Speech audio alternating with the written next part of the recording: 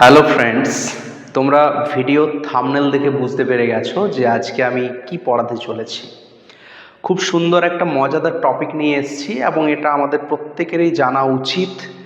যে দুটো শব্দ নিয়ে আজকে আমি তোমাদের ক্লাসটা নিতে চলেছি সেই দুটো শব্দ হচ্ছে ওয়েট ওয়েট অ্যান্ড অ্যাওয়েট। এই দুটো শব্দের অ্যাপ্লিকেশন কিভাবে করতে হয়, আমরা ব্যবহার কিভাবে করব।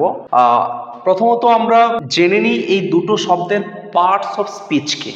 এই দুটো শব্দের পার্টস অফ স্পিচ হচ্ছে ভার্ব, অর্থাৎ এই দুটো শব্দই হচ্ছে ভার্ব। ওয়েটও ভার্ব, অ্যাওয়েটও ভার্ব। কি মজার ব্যাপার না? এবং দুটোর অর্থও সেম। ওয়েট মানেও অপেক্ষা করা, আবার অ্যাওয়েট মানেও অপেক্ষা করা। তাহলে পার্থক্য কোথায়? আমি দুটো বাক্য লিখছি, দেখো। I am waiting for your reply. Number 2, I am awaiting.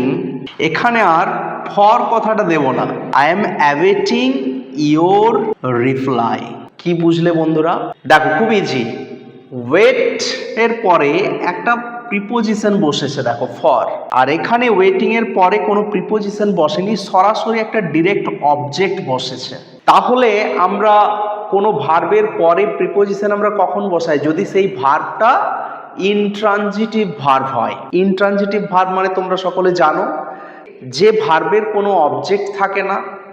অর্থাৎ ভার্বকে যদি আমরা হোয়াট আর হোম দিয়ে প্রশ্ন করি, কোনো উত্তর না পাই, তাহলে কোনো অবজেক্ট থাকছে না। সেই ভার্বগুলোকে বলবো ইনট্রানজিটিভ ভার্ব, বা বাংলাতে আমরা বলবো অকর্মক ক্রিয়া।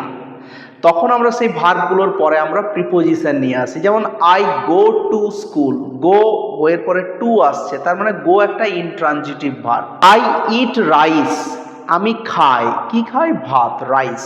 তাহলে ইটের পরে দেখো কোনো এখানে প্রিপোজিশন আসছে না, সরাসরি ডিরেক্ট একটা অবজেক্ট বসছে।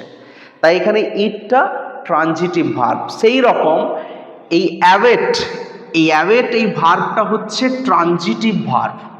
অর্থাৎ এই ভার্বের পরে একটা ডিরেক্ট অবজেক্ট বসে। যেমন আই অ্যাম অ্যাওয়েটিং, আমি অপেক্ষা করছি, কি না? Your reply.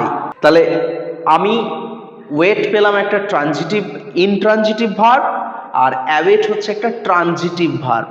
ক্লিয়ার? বোঝা গেছে? আমরা লিখতে পারি I am waiting for your reply, আর এখানে লিখবো I am awaiting your reply. বুঝতে পেরেছো সকলে? Thank you.